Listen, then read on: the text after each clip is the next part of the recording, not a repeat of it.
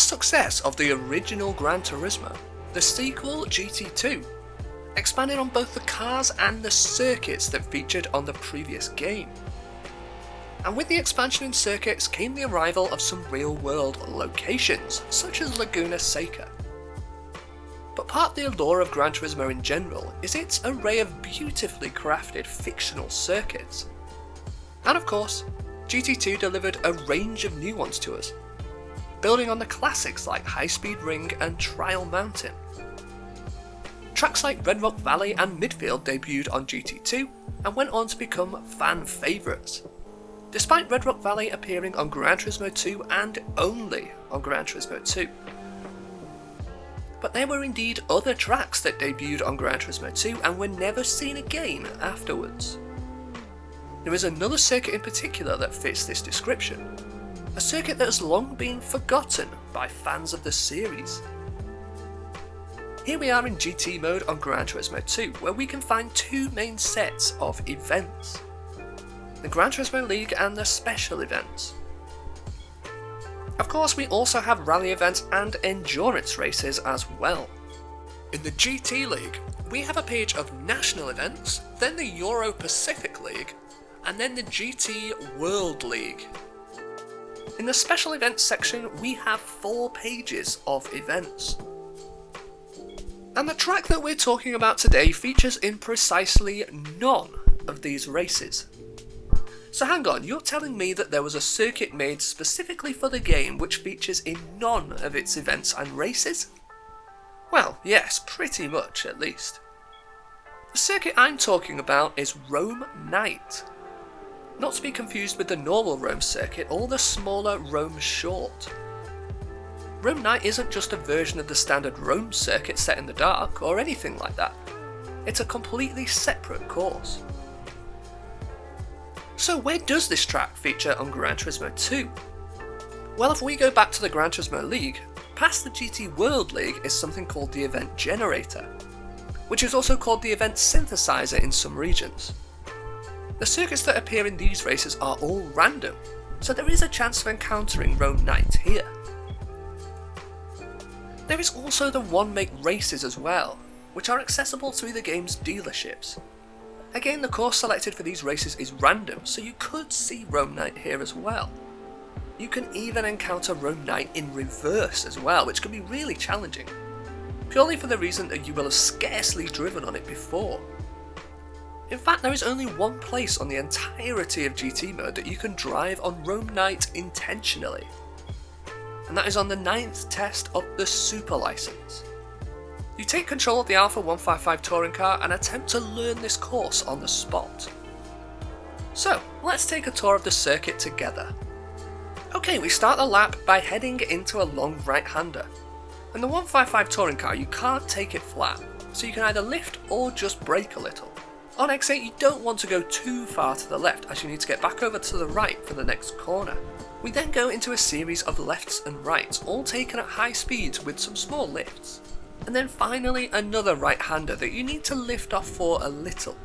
The next corner is tricky as it's a blind entry to a right-left chicane. I found that the key to this corner was to try not to steer too much, especially in the middle of this chicane. Just take it gently. This leads us into a sharp right-hand corner, and I mucked up the entry to this one a little. It's followed by 2 more right-handers, getting easier each time. Then we have another tricky corner as once again the entry is blind. I felt like this corner was make or break for the lap, as it's easy to brake too much here and halt your momentum.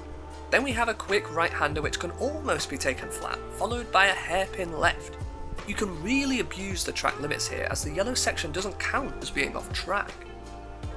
Then another left. I felt like I was a bit conservative on this lap, so you could probably take it faster. Near the end of the lap, you have a quick right followed by a slow right. Again, you can abuse track limits here and go across the yellow section of the track. Then you're back to the start-finish straight.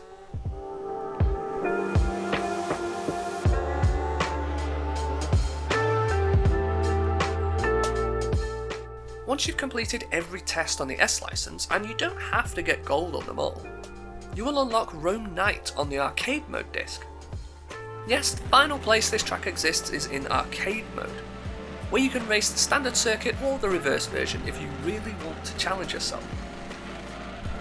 So what's the deal with Rome Night then? Why was it created for GT2 and then barely used? Was it finished really close to the game's release date and therefore most of the game's events had already been created and there was nowhere for it to go? Well, thanks to the various demos that we have of GT2, we can check when this track was in development. Well, it's missing from the earliest build that we have from the 29th of July 1999. It features on the next build we have from the 30th of August 1999. The layout is the same as the final version, but some of the textures and scenery are different. There are a lot more of those yellow sections around that we really only see on two corners on the final game, while there are a lot of buildings yet to be added to the scenery. Also, just as you saw before, the AI haven't been programmed to negotiate Rome Night yet. But still, about 3.5 months before the game's release, it exists, and it's not too far off being complete. The next demo build we have is from the 7th of September 1999. The biggest difference between the second and third demos is that more scenery has now been added to the track's surroundings. Although all that yellow stuff is still present and the AI still don't seem to know where they're going. This is the first time we got sector times on a GT2 demo as well, and we can see that the first sector originally finished a lot earlier than it does on the final game. The last demo build we have is from the 21st of September 1999. Here we can see the track is looking pretty good. There's loads more detail in the surroundings now, although the AI are still useless, and the sectors don't seem to have been changed yet either. Looking at Rome Night on the Gran Turismo 2 demos dispels our hypothesis that it was created late on in development. In fact, it was being worked on at the same time as many other courses. So now we know that Rome wasn't built in a day. I'm sorry, I couldn't resist the opportunity to add that in. Anyway, so why was Rome Night featured so little in GT2? Maybe they built it and realised they didn't like it that much. Maybe they thought that having two separate Rome tracks was a bit unnecessary. But then again, you could potentially just say that it's in another location without changing the track. Or maybe they wanted to keep this circuit secretive and mysterious to surprise players when they came across it, and also to increase the challenge of the S license test, to prevent players from learning the circuit beforehand. Whatever the real reason, Rome Night continues to be one of the biggest enigmas of Gran Turismo 2. I hope you enjoyed the video, thanks for watching.